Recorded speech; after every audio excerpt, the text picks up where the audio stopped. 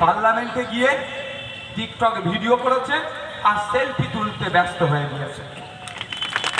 আর সেটা ভয়ঙ্কর কাজ করেছে, যখন পার্লামেন্ট থেকে সিএএ নিয়ে ভোটাভুটি হচ্ছিল, বিজেপি এই রেখাপাত্রদের সরকার মানুষে মানুষে বিভাজন করার জন্য, ধর্মে ধর্মে লাগিয়ে দেওয়ার জন্য, জাতে জাতে লাগিয়ে দেওয়ার জন্য এক কথায় বিভাজনের বিল নিয়ে এসে সিএএ সিটিজেনশিপ অ্যামেন্ডমেন্ট অ্যাক্ট যখন নিয়ে এসেছিল, তখন বিজেপির বিরুদ্ধে ভোট দেওয়ার জন্য আপনারা যাকে পার্লামেন্টে পাঠিয়েছিলেন সে বিজেপির পক্ষে ভোট দিয়ে, বিজেপির বিপক্ষে না ভোট দিয়ে ভোটদান থেকে বিরত থেকে বিজেপিকে বকলমে সহযোগিতা করেছে।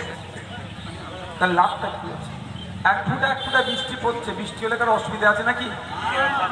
কারো অসুবিধা আছে?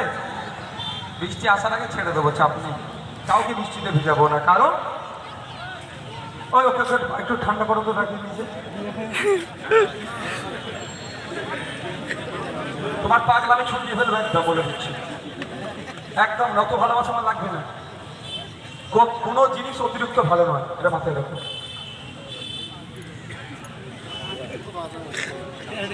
আমি আপনাদের বৃষ্টিতে ভেজাবো না, কারণ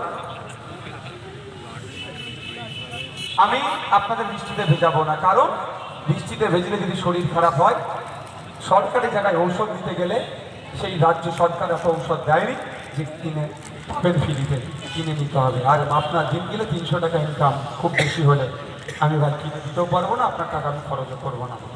হ্যাঁ, আপনাদের বলছি সরকারি স্বাস্থ্যকেন্দ্রে যান, গিয়ে দেখবেন আপনি ঔষধ পাবেন না। আপনার হাত ভেঙে গিয়েছে, যাবেন, এক্সরে মেশিন থাকলে টেকনিশিয়ান নাই, টেকনিশিয়ান থাকলে ওই এক্সরে প্লেট নাই, প্লেট থাকলে রিপোর্ট প্রিন্ট হবে, তার কাগজ নাই। এই হচ্ছে বর্তমান স্বাস্থ্যের অবস্থা পশ্চিমবাংলায়।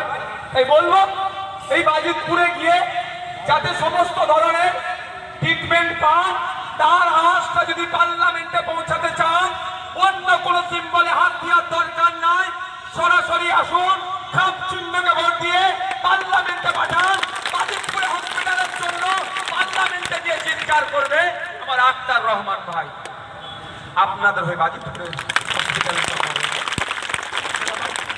কি করবেন আপনাদের উপর নির্ভর করছে। রাতের অন্ধকারে 500 টাকা 1000 টাকা বিরিয়ানির প্যাকেটে ভুলে যাবে না আপনাদের অধিকারের জন্য চিৎকার করার জন্য পার্লামেন্টে পাঠাবেন, আপনারা ডিসাইড করুন। বন্ধুগণ, বক্তব্য অনেক বলার ছিল, কিন্তু বৃষ্টি এসে যাচ্ছে, তার আগে শেষ করে দিতে হবে।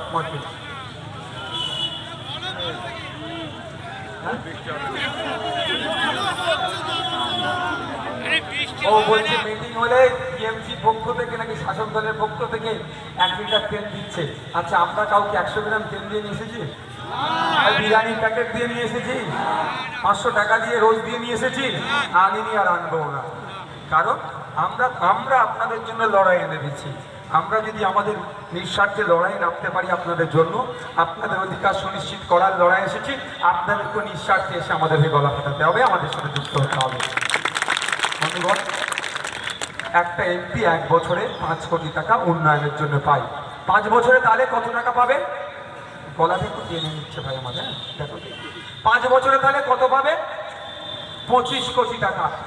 আজকের পরে তৃণমূলের কোনো বন্ধু যদি আপনাদের কাছে ভোট চাইতে আসে, এই হাজির সাহেবের হয়ে যদি ভোট চাইতে আসে, তাদেরকে বলবেন ভোট পরে চাইবে, আগে বলো এই 5 বছরে 25 কোটি টাকা আমাদের এমপি কোথায় কোথায় খরচ করেছে, তার তথ্যটা আগে আমরা ভোটার আমাদেরকে দেখাও, তারপরে দ্বিতীয়বারের জন্য আমাদের কাছ থেকে ভোট পারবেন তো?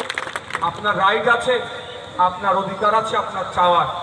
তাই বলবো, আপনারা চাইবেন যে আপনারা এমপি 5 বছরে 25 কোটি টাকা কোথায় কোথায় খরচ করেছে সে তথ্য দেন। আমি আপনাদের বলে যাচ্ছি, এই পবিত্র ভূমিতে দাঁড়িয়ে বলে যাচ্ছি, চ্যালেঞ্জ করছি তৃণমূলের কাছে, চ্যালেঞ্জ করছি হাজির সাহেবদের কাছে। পুণ্যাবস্থান নিয়ে আপনারা হয়তো ভোট করাতে পারেন, কিন্তু মানুষের ভোটে আপনারা জিততে পারবেন না। কারণ আপনারা যেভাবে চাকরি চুরি, বাচ্চাদের মিড ডে মিল চুরি, শিক্ষা চুরি থেকে শুরু করে বিভিন্ন অনৈতিক কাজে জড়িয়ে পড়েছেন, মানুষ আপনাদের ভোট দেবে না।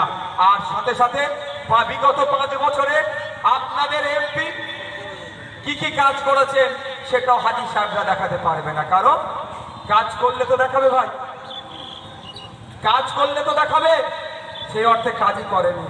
তো চ্যালেঞ্জ করছি হাজি সাহেবকে, বলে যাচ্ছি এখান থেকে হাজি সাহেবদের দলের মাধ্যমে মমতা ব্যানার্জি, অভিষেক ব্যানার্জির কাছে বার্তা দিতে চাইছি, নতুন করে ভোট চাইতে আসার আগে বসিরহাটে, বাদুড়িয়াতে, কাটিয়াহাটে, ওইদিকে মিনাখাতে নতুন করে ভোট চাইতে যাওয়ার আগে বিগত 5 বছরে আপনার এমপি পার্লামেন্টে গিয়ে এই বাদুড়িয়ার মানুষের জন্য, কাটিয়াহাটের মানুষের